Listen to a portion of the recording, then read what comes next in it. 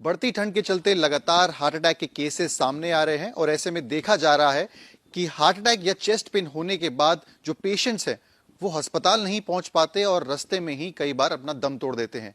ऐसे में कानपुर के एलपीएस कार्डियोलॉजी, जो कि उत्तर प्रदेश का सबसे बड़ा हार्ट हॉस्पिटल है, उन्होंने एक किट तैयार करी है जो लोग अपने पास रख सकते हैं और अगर उन्हें चेस्ट पेन या हार्ट अटैक होता है तो उस किट से दवाइयां तुरंत मौके पर लेके अपनी जांच बचा सकते हैं।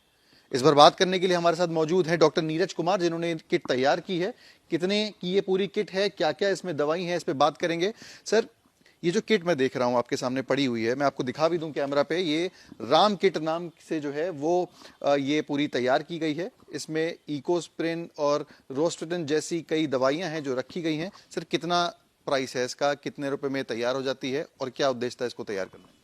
ये इस एक किट की कीमत 5.5, 6, 7 रुपये है।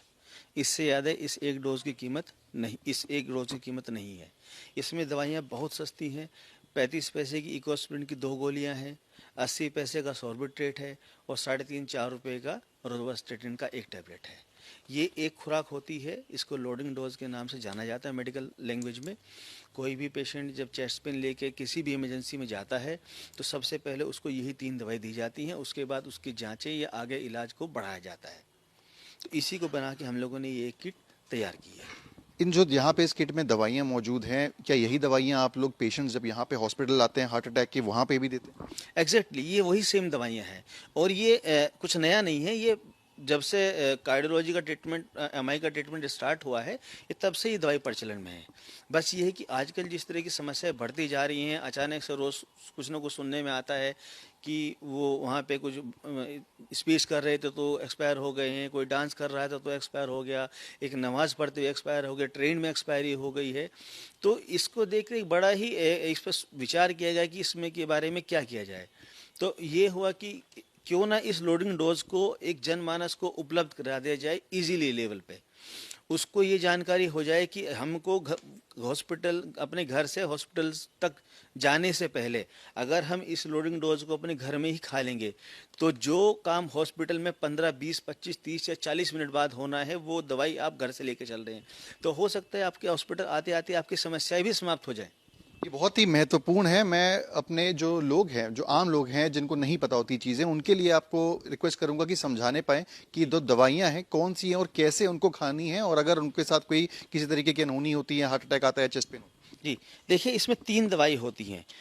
हम सभी लोग जानते हैं कि जब हार्ट अटैक होता है तो हार्ट की जो नसें होती हैं वो ब्लॉक कर जाती हैं, उसके अंदर खून के थक्के बनने लगते हैं, उसकी वजह से हम लोगों को हार्ट अटैक होता है।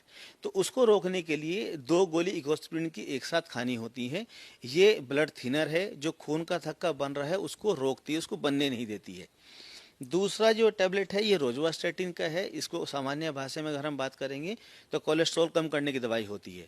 ये उस थक्के के प्रसार को रोकती है। इन दोनों को कैसे लेना है? ये 2 गोली, हमको 2 गोली इकोस्प्रिन और 1 टैबलेट रोजुवास्टेटिन की पानी के साथ खा लेनी है।